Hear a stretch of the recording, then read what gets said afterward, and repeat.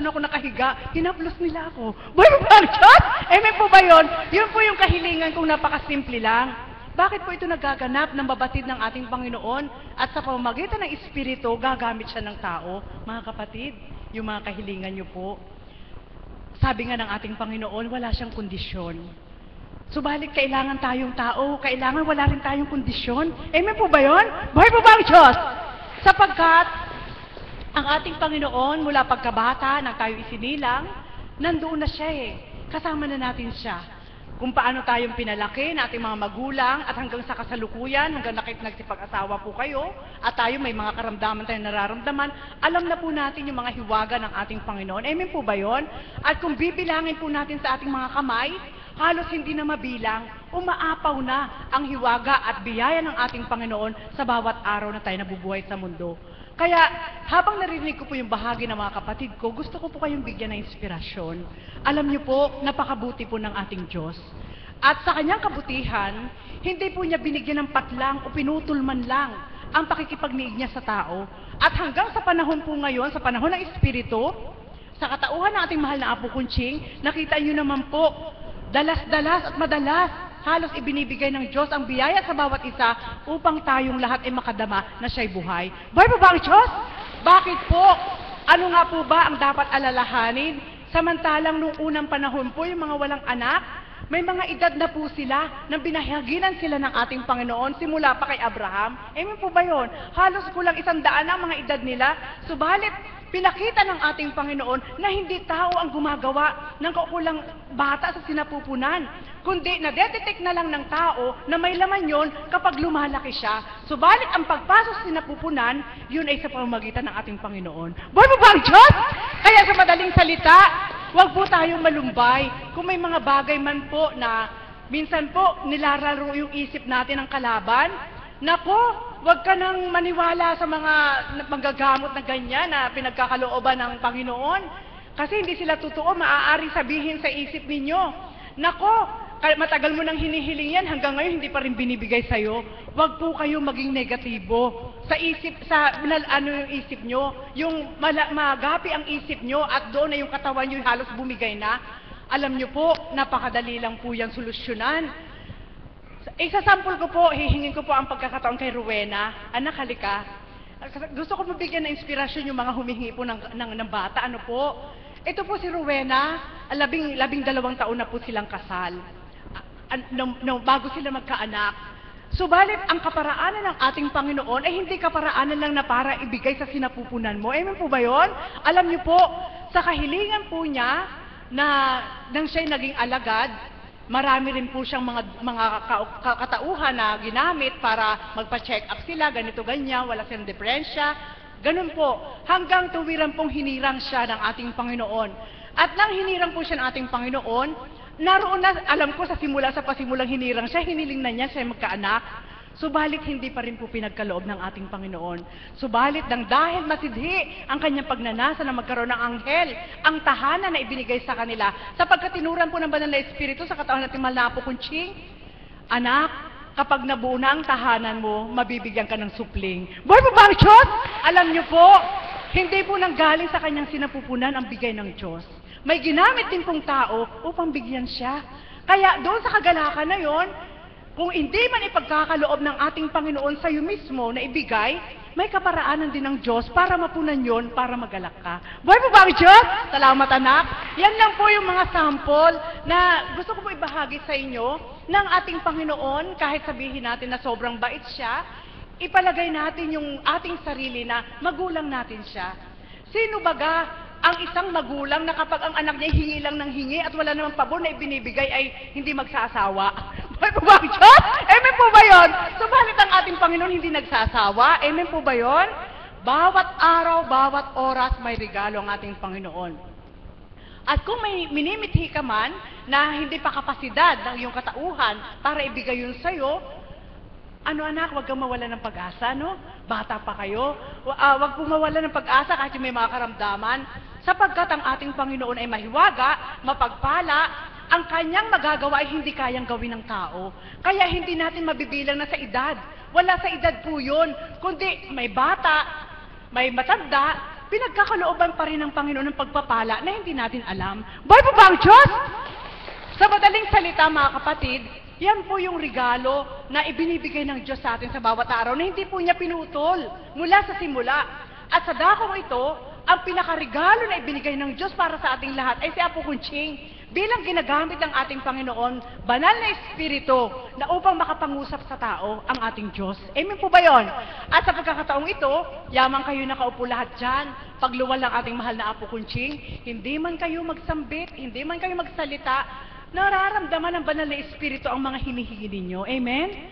Subalit habang nakaupo po kayo, mag-reflect po kayo mula ulo hanggang talampakan kung ano naman sa panahon ng Pasko na ibinigay ng Diyos Ama ang anak para sa ating kaligtasan, ano naman kaya ang iririgalo natin kay God? Buhay po ba ang Diyos? Amen po ba yun?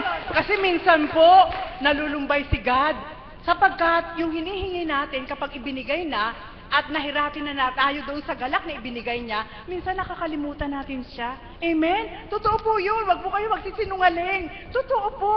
Kagaya lang halimbawa, nako, Diyos ko, kailangan tumama ako sa loto. Naway ipagkaloob mo na tumama ako sa loto. Alam niyo po, kapag nanalo na, sasabihin yung hindi pa nananalo, naku, ibibigyan ko yung ganito, yung ganito, yung ganito, yung ganito. Pagkatapos nun, pag andyan na hawak na ayaw nang ibigay. Di ba kawawa si God? Buhay po ba ang Diyos? Sa madaling salita po, wag po tayo magpasubok, sabi nga ni kapatid na Rose. Lahat ng hinihiling natin sa ating Panginoon, hindi niya yun tinatanggihan. Lahat yun naririnig niya. Amen? Subalit ang lahat ay takda-takda kung kailan niya ibibigay. Ang lahat ay may kaukulang araw, panahon, buwan, taon, o paglipas ng ano paman, na makakamtan mo pa rin yun sa katapatan mo sa Kanya. Amen po ba yun? Alam niyo po ba, sa dakong ito, habang bumababa ako ng sagdanan, Ama, matatapos na naman ang taon, hindi kayang bilangin ang lahat ng pagpapala na ibinigay mo sa amin. Bakit po? Alam niyo po, sa pamamagitan ng aming mahal na Apo Kunching, na tuwirang naghahayag ng salita ng ating Panginoon, sa bawat araw ng pagtanggap ng salita na yon, napakalaking regalo na sa amin. Amen po ba yun? Buhay po ba ang Diyos? Bakit po? Anong regalo ng ating Panginoon? Sa pisikal lang po, nakaanyuan. Kami mga may edad na, ano po, nakita niyo po yung mga alagad.